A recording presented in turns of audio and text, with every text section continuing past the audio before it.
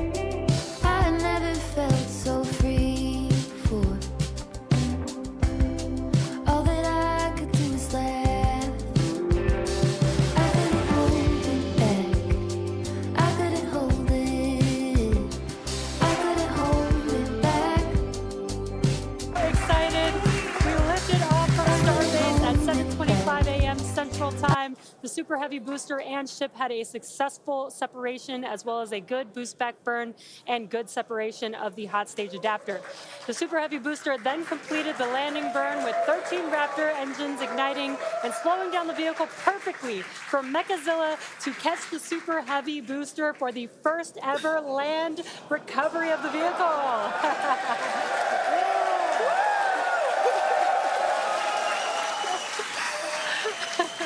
Now, it is insane to think that we're not done yet. We still have, in about 48 minutes, the ship will re-enter. Oh, the flap, all the flaps that will today, not that could. The ship will re-enter the Earth's atmosphere. Now, as a reminder, one of the main goals of today's test flight is for the ship to make it through the extreme heat of re-entry and to do so in a controlled manner. We learned a lot about this phase during Flight 4 and, as a result, completely reworked the heat shield, but more on all that in just a minute. Now, re-entry is typically a portion of flight where we don't have communications with the spacecraft because re-entering, it'll be re-entering at about 8 kilometers per second, or about 5 miles per second of roughly orbital velocity. Now, those speeds, the spacecraft moving through the atmosphere results in friction and creates a plasma field around the vehicle. We saw this in action on Flight 4 thanks to Starlink, and wow, it was breathtaking. The blanket of plasma ends up distorting communication frequencies, so it's not uncommon to experience brief blackouts in communication, but hopefully that's not the case today. And Kate, that's where Starlink has just kind of been just the unsung hero and the MVP of this test campaign. I mean, it's able to give us data, not just awesome video, but also data in real time as we're going through reentry. I mean, this is something that throughout the history of spaceflight just hasn't been possible. And this is an environment that is so unforgiving, so hard to model, so hard to understand. And for the first time ever, we're able to literally watch as it unfolds in real time, get that data in real time. And we're able to do that with Starlink. And it's great for us because we get to see something. We get to see the greatest light show on the planet or off the planet. But what it means for this program, we're able to learn tremendous amounts about our heat shield, our angle of attack, everything that we're doing as we're coming in through the atmosphere at hypersonic speeds.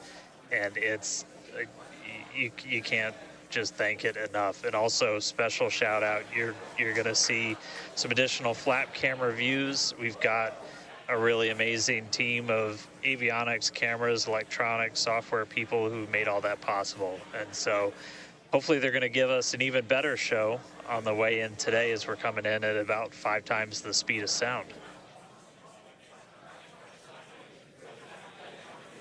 Yeah, those flaps, Dan, that you see there, that's what's helping. Starship is in a good attitude for entry, approaching the entry interface. And some good call-outs there, preparing for re-entry for Starship. And again, that's what Dan was mentioning, those flaps on the vehicle. And if you've been watching us for the last few minutes, you could see that the flaps were rotating around and helping orient the vehicle as it prepares for the beginning of re-entry today. Yeah, exactly. Re-entry will be enabled by that heat shield that you see on the bottom half. That heat shield is made up of 18,000 hexagonal ceramic tiles, and they are designed to insulate the vehicle during atmospheric entry. At that point in time, temperatures can be as high as 26,000 degrees Fahrenheit or about 1,400 degrees Celsius.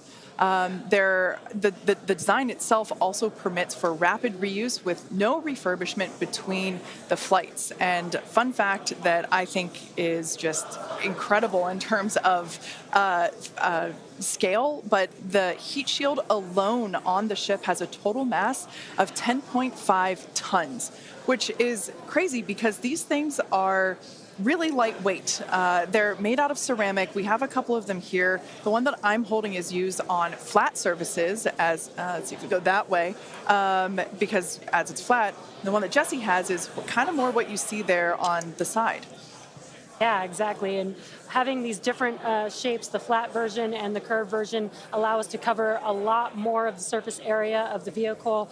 Again, we need to protect every portion of it. So even those curved surfaces, and especially the hinge area, if you watched Flight 4, is really what we want to make sure that we protect. And yeah, Kate, these are very, Super very lightweight. But when you put 18,000 of them together, they add up to 10.5 tons, which is incredible. Now, we did mention earlier that the heat shield has been completely reworked. Starship has entered the atmosphere, remains on a nominal entry trajectory. We can start to see that plasma now starting to build up on the side. It's not quite full plasma yet, but we are starting to see that color indicate that the heat is building up on the heat shield. Yeah, this is such a cool sight to see because you really never really have gotten to see this live before Flight 4. Yeah, and as Kate mentioned, it's getting a little more red, as you can see there on your screen. That means that heat is building up, but that's exactly what these heat shield tiles are there for, is to protect against this plasma and this really, really extreme heat that the vehicle is going to see for about the next 10 more minutes or so. Yeah, so the ship will attempt to light the 3 center Raptor engines, and those are the engines that can gimbal or maneuver or point, and they do that to help flip the ship until the engines point down so that it can land using the Raptor's thrust in the ocean. So that will happen after we get through this re-entry period. Again, now starting to see, and we also might start to see the flaps actuate a little bit here as the vehicle controls its roll during re-entry. That was one of the main learning points from Flight 3, was the roll control didn't work quite as well as we wanted it to. We learned that we needed some redundancies, so we added more roll control thrusters, and we'll see those in action as well today, as that was a Flight 3 learning that worked better on Flight 4 and still enabling that same design today. Yeah. Starship has passed through 85 kilometers altitude. Flaps now have control of the vehicle. Great call out, as Kate mentioned, the flaps are controlling the attitude of the vehicle. And I love these views because it looks so calm. Everything is relative, right? So relative to this camera on the ship, it looks so calm and smooth, but the vehicle is traveling extremely fast. You can see the speed on the bottom right-hand corner of your screen. Starship is designed to land on Mars, where there are no runways or other humans to help out. So we also want rapid reusability. So we're doing propulsive landing instead of a more traditional means like parachutes. And so we will use the engines on this vehicle to help slow the vehicle down for a vertical landing. Yeah. Now, entry is going to basically happen in 5 phases. The first is low drag, that lasts for about 3 minutes. Next is high heating, and beginning when heating increases above the heat rate breakup limit. That lasts for about 10 minutes. We then have high dynamic pressure. Starship will continue to slow down and experience increased aerodynamic loads during that phase, and that will happen before reaching Mach 1, about a minute after. Starship is approaching the peak heating phase of entry, remains on a nominal trajectory. Okay, so that was phase 2 that he just called out, that I was mentioning. After peak heating is that dynamic pressure around Mach 1, and that will last about a minute after leaving the hypersonic area, and then we go into subsonic, and then, of course, landing burn. Wow, what an incredible view. The colors are so amazing, and the colors actually also tell you a little bit about the temperature that the vehicle is seeing as well. So I think that's pretty cool that we get this amazing live visual. Speaking of live visual, the flap, we have more views, more cameras on board Starship, as Dan mentioned a few minutes ago. We are hoping that all 4 flaps will stay more intact than they did last time. We did make some changes to the design in order to help enable Starship this. is now experiencing peak heating, remains on a nominal entry trajectory.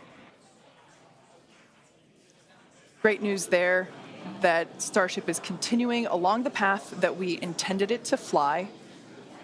You can keep track with how fast it's going and how high it is above Earth using the display that is there on the bottom right-hand side of your screen. And Guys, this is where we're really going to see a lot of those improvements from Flight 4 really come into action. Is you guys kind of talked about, so it's called the static arrow. Those are kind of the poke out points on the flaps. Those get exposed to some pretty extreme heat environments, and so we added some additional, basically made it a lot more robust for the thermal protection there. And we learned not just from visuals and stuff like that. We had those missing tile tests on Flight 4 where we intentionally left some out, kept in some backup layers. They're called ablatives, which means they just gradually melt away to help dissipate the heat. And we've got an entire layer of ablative underneath the tiles on this Starship today. So even if you get a gap in a tile or a tile is broken, anything like that, we've got essentially backup options. And what we're really trying to do today is do an on-target landing. As we lost the flaps, you lose a lot of your control, and so we didn't land right on target last flight. This time we're trying to really nail the target within just tens of meters, and that'll just be a really huge step on feeling like we're closer to bringing a ship back. Obviously, there's a lot of work before we get there, but we just caught a booster. We're going to start looking real soon at when we can catch a ship. So the view on your left is as a helicopter passes by Dan, bound at Starbase. The view on your left is a camera that's positioned near the nose of the ship, looking basically down toward the flap. The view on the right is looking perpendicular to the flap. So we're looking basically bird's eye view onto the flap on the left-hand side, and then a worm's eye view from the side with that view on the right. Yeah, sorry about that, guys. Maverick just buzzed the tower. He might be coming back, so. Now, these views brought to us by Starlink. It's incredible that we have this high-definition capability. In fact, that view on the left... Starship is now halfway through the peak heating phase of entry, remains on a good trajectory. So great news there, hearing that we're about halfway through the peak heating phase. Like I said earlier, this lasts roughly 10-ish minutes. And we did hear earlier that the flaps have control of the vehicle, so also good news there. You know, it is incredible that we've basically had views the entire time. Right, yeah, Although, thanks to Starlink. My memory did black out a little bit after booster catch, so I think we had views. But, you know, all through the coast phase, we had some beautiful views of planet Earth behind the ship as it was in its orbit. Yeah, and I also do want to point out on your right-hand screen, we've got a more encompassed view of the flap. As we watched in Flight 4, the hinge area was the area where we got a little bit of that burn through. This view, this new camera view on the ship, will help us be able to visually see more of what's happening in that area. And again, we have improved our heating tiles, and so hopefully we've protected the hinge a lot better this time. Landing chill has started. But again, these views are additional to the data that we get on these flight tests that help enable us kind of put the data that we get in the computer to the visuals that we see and try and align those and use that for improvements in the future. Now, we heard a call out there saying that engine chill has begun. This is an indication that we are starting to flow a little bit of the super cold liquid oxygen through the hardware, through the Raptor engine, specifically the turbo pumps, to help ensure that the hardware is at the right temperature before we give a full push, a full flow of propellant at engine startup. So all of that to say, we are getting closer to the landing burn. We definitely are. And again, if you look at the bottom right hand of your screen, you can see the altitude that the ship is, and it has been slowly making its way closer and closer to Earth. We're currently at about 63 kilometers from planet Earth, and you'll see that number trend lower and lower as we get closer and continue through this reentry. Yeah, this is going to go on for a little, actually a while longer. We have about 10 minutes or so, roughly, before we execute the landing, the ignition for the landing burn, starting with the landing flip. So we're making a controlled re-entry. This is one of the primary objectives for Starship today, is to demonstrate another controlled re-entry, even more controlled than what we saw on Flight 4. And so far, that is looking good.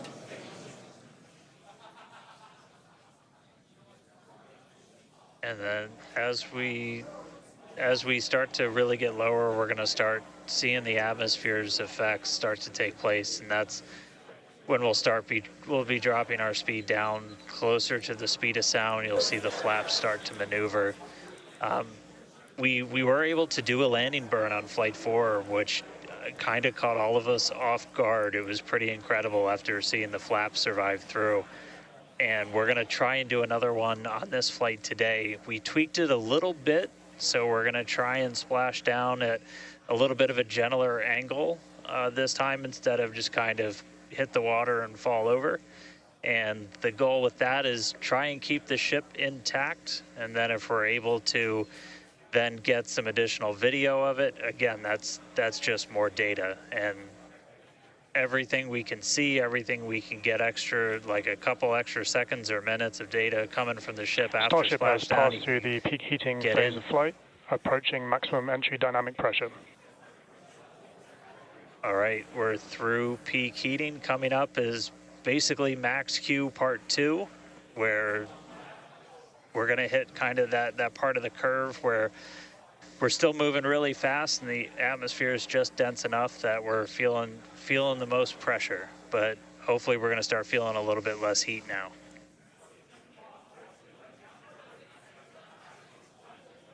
Looks like we got more views of each of the flaps on the ship as it's making its way back down to Earth. And we did pass through peak heating and still got really good views throughout that whole period. Typically during the highest heat on the vehicle, we tend to build up a lot of plasma, and that's typically when we would lose, connection or views of the vehicle. But again, with Starlink, we were able to get some live views throughout that entire process there. And we're coming up, we'll start hearing a couple more milestones in about 4 minutes or so, when we start getting down to like the transonic, the subsonic, when we're starting to move closer to and beneath the speed of sound. And I mean, we're getting live views, we're getting live data. We've got a couple additional tests on this one today where we left off some missing tiles again to test some additional backup layers. We also have, I don't know if we can still quite see them in this view, but you may have noticed we had some kind of silvery looking tiles on Starship as well. And those were pretty much standard tiles, but they were wrapped in aluminum. And it was a pretty simplistic, straightforward one where aluminum starts to melt at roughly the same temperature where steel starts to lose its strength, not necessarily melt. And so if we see stuff melting, we know what our steel is going to be exposed to. But yeah, 59 minutes since launch, should be coming up on transonic and everything in just about 3 minutes. Now the views here, we have coverage of all 4 flaps. We can see, so for those that perhaps didn't catch a glimpse of the vehicle before liftoff, there are 2 flaps at the forward end and 2 flaps at the aft end. The larger camera view that is there on the right-hand side of your screen, that is a view of one of the aft end or the bottom end flaps. We can start to see some heat buildup and peeking through on one of the flaps there in the top left-hand corner of your screen.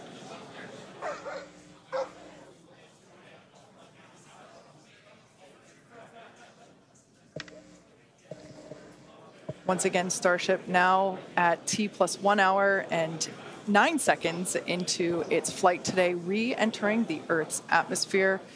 currently about 45 kilometers above the surface of the Earth, now 44.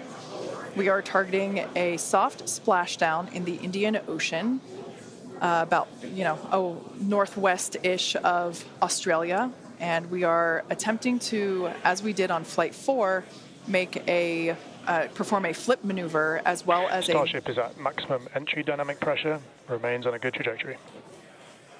All right, so that is great news there. Like Dan said earlier, this is basically max Q part 2. So this is the greatest amount of aerodynamic loads that the vehicle will experience during its flight. It's coming back through the Earth's atmosphere. It was above the Earth's atmosphere in space where there was no friction. We can obviously see heat as evidence of that friction buildup. The atmosphere is actually helping to slow the vehicle down. If you're watching the telemetry in the bottom right-hand corner of your screen, you can see that speed decelerating rapidly.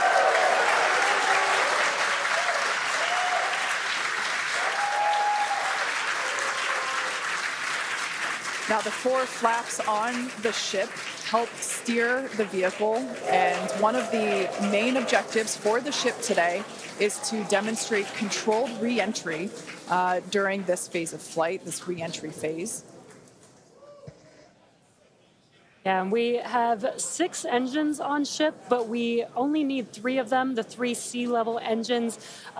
We will have that flip maneuver happen very close to touching down for splashdown. We'll do that flip maneuver, ignite those engines, slow the vehicle down immediately, and then hopefully have what we call a soft splashdown in the water. It's probably going to feel a little bit harder on the top of the surface of the water, but it'll look pretty gentle. Yeah, and like we said earlier, we hope to have some more views, even of that phase of the flight. So fingers crossed that we can we can bring those to you. We are hoping to splash down softer than we did last time on Flight 4. Right now, Starship continuing to make its descent back to planet Earth. Starship is at Mach 2, remains on a good trajectory. All right, great news there. That tells us that the vehicle is traveling twice the speed of sound. So we will then, the next call out that we'll hear is that it is, traveling about the speed of sound. And then we will hear a call out that that will be the call out that it is transonic. And then we will hear another call out saying that it is subsonic, meaning going slower than the speed of sound. Starship is transonic. There it is. So at this point in time, we say transonic because certain parts of the vehicle, like the flap that you see on your screen, might be experiencing airflow faster than the speed of sound, while other parts of the ship may be experiencing airflow. Starship is in the subsonic belly flop. All right, so now the entire vehicle is traveling slower than the speed of sound, so subsonic. The crowd here at Mission Control Hawthorne also getting excited, just like us. We're awaiting a water landing. We are going to reignite the 3 engines to perform that flip maneuver, and we're basically about a minute and a half, away from the landing flip. Yeah, the crowd's getting excited here as we get closer and closer to splashdown. Again, just about a minute away from the expected splashdown, so we should see a lot happening coming up here shortly. We're currently having a view of one of the flaps, and it is a little bit dark on your screen, but hopefully we'll get some good views of the ship as it makes that flip maneuver and touchdown for splashdown. Yeah, guys, we saw that speed drop like a rock. So we're doing a belly flip right now, or a belly flop right now. That's what's kind of, if you saw the high altitude campaign, that's the unique thing about how Starship comes back. So we've bled off pretty much all of the speed we're going to. We're essentially at terminal velocity. Starship is at 5 kilometers altitude, remains on target. 5 to go, coming up soon, landing burn.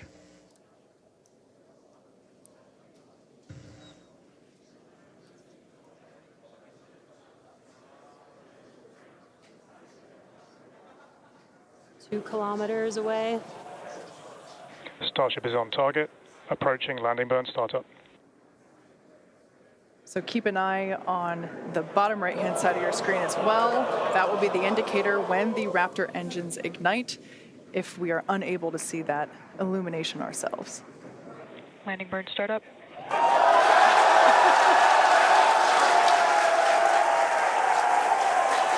a cool view of the reflection of that landing burn.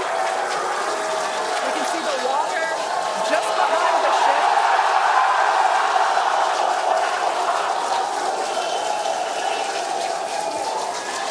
Starship has landed. An incredible view. I think it is safe to say we have a ship in the water. Touchdown! That is a live view from the ocean surface. What an incredible end to Starship's journey. A live view from a buoy that we had out at the landing zone. An incredible view of ship landing just about on target as they were calling out. That was amazing. And we were not intending to recover any of the ship's hardware, so that was the best ending that we could have hoped for.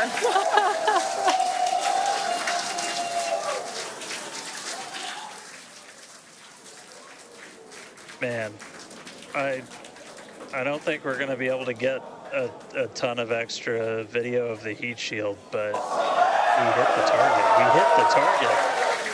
Yeah. I mean, we hit the target because we had these buoys placed in a pretty specific spot, so wow. What a day. I feel like that's what I get to say. What a day.